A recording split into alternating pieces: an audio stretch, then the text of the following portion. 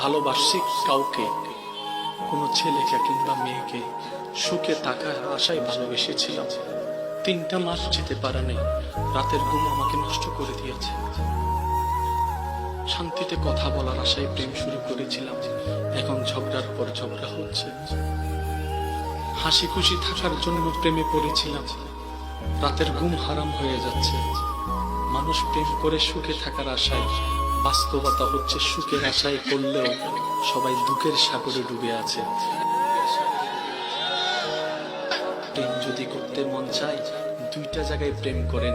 যেখানে প্রেম করলে আপনি কখনো সেকা খাবেন না, যেখানে প্রেম করলে কোনোদিন আপনি প্রতারিত হবেন না, আপনি স্মরণ না করলেও যারা আপনাকে স্মরণ করে, কে কে কে ওই বান্দা হিসাবে আল্লাহর সাথে প্রেম করো, হিসাবে নবীর সাথে প্রেম করো।